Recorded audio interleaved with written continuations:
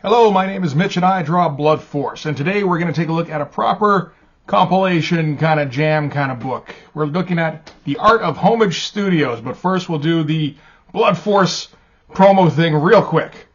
So what is Blood Force? This is Blood Force. Blood Force is a celebration / send-up of 90s extreme comics. It's itself a comic book.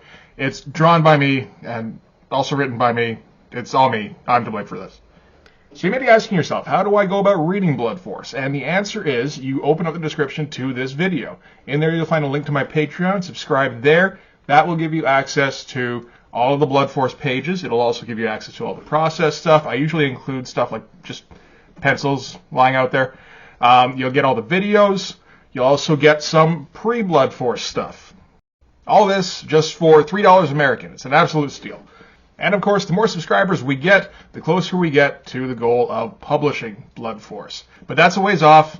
First thing we got to do, baby steps, is we need subscribers first. So subscribe today, read some Blood Force comics, help get Blood Force out on those shelves. And this certainly sounded like I had a third thing to say, but I don't. So this is the Art of Homage Studios #1. There is no #2. That's okay. I got this mostly because of how disappointing the Image #0 issue was. And in that video, I remembered, wait a minute, there's this other book that kind of does the jam book thing properly. So this is that. This came out in 1993, right around a similar time to Image #0. Maybe a few months later, or maybe, well, probably not a couple months earlier, because we're looking at art from the cover from Cyberforce Volume 2 #1. I think that's pretty late in the year. This is from one of the later Stormwatch issues. Like, this cover isn't original like the Image #0 cover is. It's still better. It's all just pulls from, like, repurposed art from other covers. But, I mean, that's not bad for, showing out. This is all the Homage stuff. It's just like, here, look at all this shit from all the covers from our books. That's kind of cool. And so if you're not sure what Homage Studios is, it doesn't exist anymore. It is Jim Lee, Mark Silvestri, Will Portatio, and in a touch I kind of like, actually, on the cover here, Scott Williams also gets some marquee real estate, which is appropriate, because Homage Studios wouldn't have looked as good. It probably would have been as successful. It wouldn't have looked as professional without Scott Williams. All right, so let's get right into it. And the first thing we're going to get here, I mean, apart from table of contents, is a Homage Studios floor plan, which is a neat touch. The only thing that would have been, improved this a little bit would be to point out whose offices each of these are. We will get the odd thing like this, where they highlight where the artwork or the story or whatever is coming from. So, like, for instance, in this case, Will Portatio's office is all three of these? It might be. I don't know. It doesn't really... It would be nice to get a breakdown, but they didn't really have to tell us this much anyway, so that's all right. So, we're going to start off with some pinups, which is appropriate. It's Image Comics. And we're going to get Mark Silvestri doing some codename Strike Force shit right off the bat. With Jochio doing what almost looks like watercolor. We get another recoloring of this shot. That looks pretty sweet. It's nice to get the full page version of this. We've seen this in ads before now. And yeah, it actually does look really nice with the recolor. That could have been an issue #1 cover. And maybe should have been. Like the one they did, the triple gatefold. It looks pretty good, but, that's still, it looks better. And they would have had those colors available to them, because this isn't coming out for another year. I guess they didn't want to reuse it. I don't know. Anyway. All right, and here we're going to get a Scott Williams drawing. Completely Scott Williams. It's interesting how the metal looks like Portatio. I guess if you're inking those guys, you kind of pick up their stuff. Hey, like this here too, Portatio, a little bit. Very interesting. This character here, he just sketched a dude, tried to make somebody different. Came up with a guy called the White Wolf, not Geralt, but I don't believe this guy ever showed up. He might very well have, though, but I didn't ever see him. And here we get Jim Lee trying to do a different take with a lot less cross-hatching. So, and what happens there as a result is it ends up looking an awful lot like the Wildcats cartoon. Hey, did you guys hear something just now? Probably not, right? Anyway, yeah, Wildcats. I could have sworn it. Never mind. Let's move on. And one more thing. Penciled by Joe Chiodo, inked by Trevor Scott, colors by Joe Chiodo. Joe Chiodo usually does the coloring. But, you know, as is the case, I'm sure, with a lot of these guys, they can still draw. But, yeah. Neat, kind of pretty good looking drawing. I don't think this thing ever showed up. That's fine, though. And this is an interesting thing because we get to see like a bit more mix and matching going on. Let's see what happens when Trevor Scott does the inks and Joe Chiodo does the pencils, you know? And we get to see the credits for everything here. Like, this is Jim Lee, and coloring is Ben Fernandez. Did Jim Lee do the ink, too, on this? He did, too. He did the ink on the Wildcats.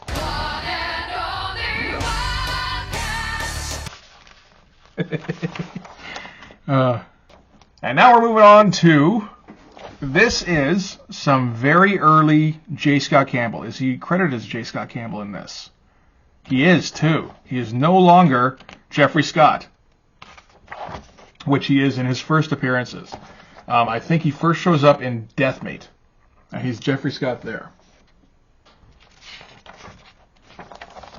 And we're going to get some very clearly J. Scott Campbell ideas here. In that it's pretty clearly Art Adams influenced.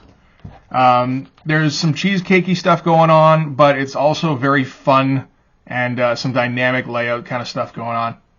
This is Captain Pyro and the West Coast Pirates, which I don't believe ever turned into anything. But it looks fun. And man, he puts a lot of stuff. And this kind of thing seems an awful lot like Danger Girl. It feels like Danger Girl feels a little bit like a watered down version of this, to be honest. Danger Girl's more realistic, like Tomb Raider-y kind of stuff. It's not realistic, but it's more realistic than this. You're not fighting fucking Tyrannosauruses and giant chimps and dudes with swollen brains and stuff. And they're not superheroes. But this is a pretty good ad, because, I mean, like, I'd read this book. This looks like fun. I don't know how much I'd like those characters, but, you know. And here we get to Jim Lee's entry for Operation Urban Storm. And they say here what Operation Urban Storm is. This was supposed to be a benefit book to help to rebuild Los Angeles after the April 1992 riots, following the Rodney King verdict, I believe it was. It's been a long time since I've looked up what that was about. I kind of remember. You can always look it up yourself if you don't know what that is. They say here the project was postponed. It was postponed indefinitely. The project never came out, which is, I mean, at the time that this came out here, I guess it was all right, because, like, you know, they were maybe still planning on putting it out, so he could just put this out as like, yeah, no, this is here and this is also here, but you can get other stories in addition to this story that was reprinted in The Art of Homage. But in retrospect, it doesn't look great that the benefit book never came out. I believe at least one of the stories from Image number 0, the Savage Dragon one, was also supposed to be from Operation Urban Storm. I could be wrong on that, though. It might be something else that's supposed to be in there. Anyway, this is some Stormwatch stuff. Stormwatch has been introduced at this point, but he wouldn't have been in 1992. So this is officially the first Stormwatch story, I believe. And it is centered in LA, and Stormwatch is called in to help clean up the riots a little bit. Which is a little bit, I don't know. I don't know if this is the best way to do this benefit book thing. and the firefighters get attacked by rioters, which Stormwatch is going to, they're going to get the superheroes to blast the rioters. Again, I don't know if this is the right way to go. They don't, at least. They maybe understand their anger, and they just try to help clean up and move on. All right. I mean, there was never any particular outrage over this story, so I guess it's fine. And this is Jim Lee doing all of the pencil and ink himself. And it's interesting seeing some of the effects he's coming up with, like just losing some holding lines here, and knowing this is very early in the Image days. I wonder if this is the kind of thing that he's like, I could do that, Frank Miller. Look, you know. Anyway, here we get some Joe Madureira. He doesn't really come to Image until, I want to say 96. Not even, it was 98 when Battle Chasers #1 came out. So he doesn't really do any day-to-day work for Image, but he's happy to contribute the odd thing here and there. He does get a pinup in Youngblood Battlezone, but he's soon to become Marvel's #1 artist. So it's interesting that, he did have a foot in the door right at the beginning of Image, but decided, no, I'm going to stick around and build a name for myself first, and then do like 3 issues, and then forget about comics. I mean, to be fair, like, he doesn't want to do the daily grind thing. It's fairly obvious that he just wants to sit around and design video game characters, and that's what he did, and it's a lot more lucrative. Can you blame the guy? You can, but it's like, would you do anything different? I don't know. And here we get a thing. And human peoples, the most humanist of peoples, are visiting the moon. Is it the moon? That doesn't look like the moon. We'll assume it's the moon, because this is some straight up Neil Armstrong looking shit. And when they're there, they wake up some Jim Lee things. This almost looks more like Silvestri. I mean, obviously, Moonshot. I don't know what this is. They don't... Weapon 0. You know what? Assuming this is this thing, I guess it's not Jim Lee. It's Mark Silvestri. Kind of looks like Jim Lee. Anyway. They're a little interchangeable, to be honest, sometimes. But, yeah, that was an idea that I guess didn't turn into anything. It's interesting to see it. But now we're going to look at some how to draw tips by Will Portatio. That's a good guy to learn from.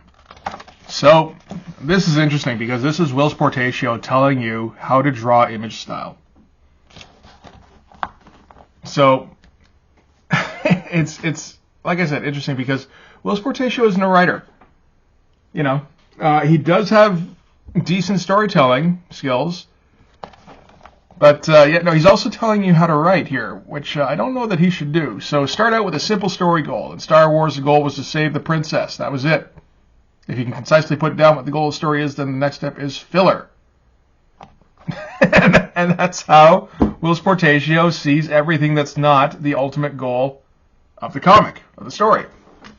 And Chapter 2 is a lot of filler and a lot of cool stuff. And again, that's very illustrative. I don't even need to read this. I know exactly what he means. Some of these panels you're going to be able to make cool stuff out of, and some of them you're not. So you just kind of got to get through those. And just try not to spend too much time on the filler, I guess. Layouts. Pick out an exclamation point from each scene. These are the anchor images that you hear them talk about sometimes. He's saying you want to pick out if you're doing just like a 15-panel grid or 16-panel grid, everything can tend to look the same. If you or 6-panel grids, even that. So what you want to do is take one image and emphasize it, even if it's not what the plotter had in mind. And that's the anchor images. But make sure that you make it visually interesting. then the script should be very concise, and then vary the content. So you see in these layouts, bunch of headshots, big action shot, and then filler, right? And this isn't actually Will Sportatio. This looks an awful lot like J. Scott Campbell, early J. Scott Campbell, but still. All right, so what he's talking about here first is the penciling in 2 different stages, which is interesting. This is more layouts, I guess. So he's talking about solid structure first. And this is Will Sportatio's idea of structure. So, solid structure doesn't necessarily mean correct anatomy. If you look at just about any artist, take a nice full clear shot of a hero standing still, pull out a muscle in fitness magazine, and you try to match up all the muscles, it's not going to work. But let's say artist A did a bicep that's made of 3 muscles. The bicep is actually 1 muscle, but if you do the 3 muscles consistently, then you're showing some kind of structure, is basically the boiled down version of this. So as long as you do your weird muscle bumps roughly the same every time, then that's okay by Wills. And I got to assume that also means that's okay by the image guys. I think that's about right. So then from there we move on to light and shading. So it's interesting seeing the broken down version. But yeah, this looks like, I think this looks like J. Scott Campbell layouts and then somebody else doing the finishes. I don't think that's him doing the finishes, which is very interesting. And then number 3, style. Style is the buzzword lately. Style is your own personal mistakes. As long as everything is solid and looks solid and everything has form, regardless of whether you have correct anatomy, the drawing is going to work. I mean, technically he's correct. Yeah, style is like intentional incorrectness. And then inking. And I mean, you know, this is, we all kind of know what and coloring, we all get the idea. But there's interesting little tidbits here and there. That it's more than just going over the lines. You know, you actually want to like flesh out some lines and you know, give it some balance. All right. We're moving on to swimsuits, and naturally the first name to pop up is J. Scott Campbell. We're also going to get Aaron Weisenfeld, not familiar, Brandon Peterson, I am, Ryan Benjamin, this might be one of the earliest ones for him, and Jim Lee himself. And we're going to get J. Scott Campbell with some cheesecake shots. And they specifically mention Art Adams in his influences, which they should. I mean, this, you can kind of see it here more when, like particularly when when people are smart, like this kind of thing. Yeah, all this stuff is very Art Adams. It feels like a much more rubbery version of the Art Adams stuff. And then we're moving on. Ooh, Aaron Weisenfeld. Not a great look. Nobody looks very good here. This is kind of reminiscent of the Psylocke shot from X-Men #1. Yeah, so you take a look at that, and then there's the Jim Lee version. I mean, this is ultimately the root of all of these kind of things. Very soon, Homage will start putting out swimsuit specials. And you can trace it all back to the stuff in X-Men #1.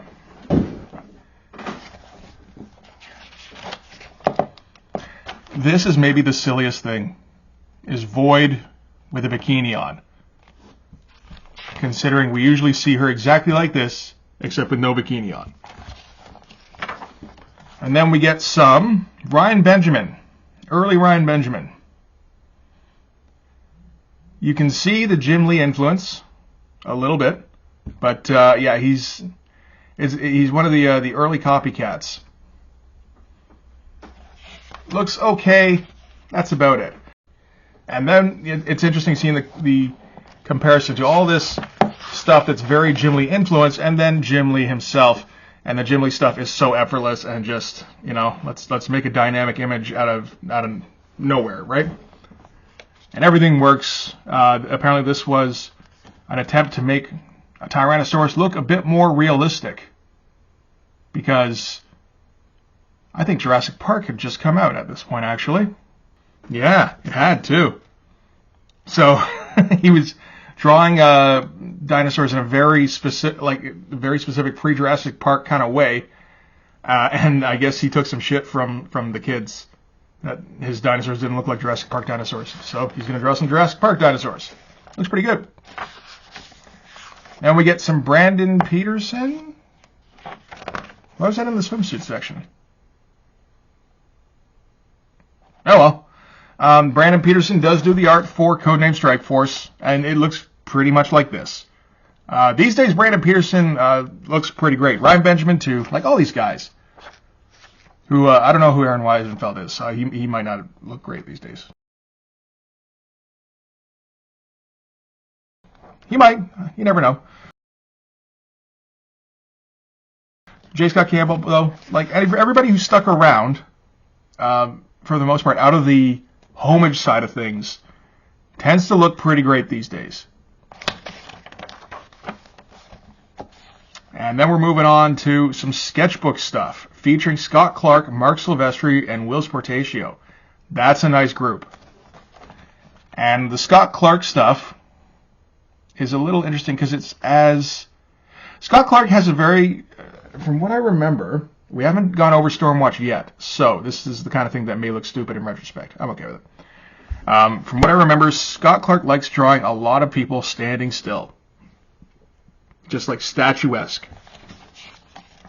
Or at the very least he did at the beginning. And you get a fair bit of that in the sketchbooks, really. It's very detailed. I remember seeing this stuff in 1993 and being like, oh my god. There's so much stuff in there. But it's also very simple. You know, it's just somebody standing there both times here. It's just a head from straight on or profile. You know, this is actually very basic angles to draw. He's doing them very well, but he's not pushing himself at all. It's more like he's like trying to reach some kind of optimal version of these particular poses that he knows how to draw. The in-between stuff doesn't always work. It's interesting. It feels like whenever he has to push himself outside of his bounds, he gets kind of uncomfortable. But, well, we'll check on that when we do Stormwatch. We get some more weird Joe Chiodo stuff. Dinah Gibbons and Johnny Tech. Again, doesn't ever come back. But I guess they were like, yeah, we need to fill 48 pages of this thing. And Joe Chiodo was like, I'll put in some stuff. And they're like, okay, means I got to do less, so sure. And we get some Mark Silvestri sketchbook shit. And this stuff looks pretty great. It also looks like it's probably the definitive versions of these characters. I don't think he was doing this kind of stuff over and over and over again. He doesn't have anything particularly interesting to say. I don't know if Scott Clark did either. Not a whole lot. I mean, you know, what are you going to say about your sketchbook stuff, though? People always ask me how Stryker can stand up with 3 mechanical arms on one side, and I always tell them, hey, it's a comic book. Like, fair. More Joe Chiodo. Again, something that never showed up, as far as I know. And there's some Will Sportatio. And Will's talking about how he usually sketches on the back of comic book pages. And he likes I like inking techniques, character design, and anatomical structure. Well, which is interesting because he did start out at Marvel as an inker, of course, as a lot of them did. So, like, he knows his shit there. It's interesting the kind of stuff he has sketches of. Because I wonder how much of this would be useful. Like, maybe this, I suppose, except there's no costume to this. There's no definition, really. Like, there's no reason to draw this guy other than, like, I felt like doing a guy who has shoulders that go down to his elbows. Same here. You know, like, you can't reuse this drawing for anything, really. Most of it, like, that's all the thing where he did the drawing. And everything else he just blacked out. I don't know who this guy is. It's an interesting technique he's using. Very light on the line work. And then this thing is just kind of, you know, a little doodle he like to do. Like, I get it. It's weird though. That he, we need some sketchbook stuff. It's like, okay, I only sketch weird shit though. It's like, all right, sure. And now we're moving on to Brett Booth, who is also still working and looks very good these days. And another guy who got found during the Homage Studios talent search. So him, J. Scott Campbell, Alex Garner, probably a couple of these other guys too. Ryan Benjamin, This is the Brett Booth stuff, which is, again, very Jim Lee influenced. You look at his stuff today, it's still Jim Lee influenced, but he's got a much better handle on it. But he likes to go heavy on the detail, and that's still the case. I don't think he does regular stuff. He seems to mostly do covers, probably because he's got that Art Adams syndrome, where he just goes heavy on the line work, and he can't possibly get pages in reliably. Wouldn't be surprised. If you can make a living doing it that way, then you might as well. This is Alex Garner, which doesn't look too bad at all, actually. I don't think he can sustain this level for very long, or I wonder if these are just poses that he's used to, because like all these heads are straight on.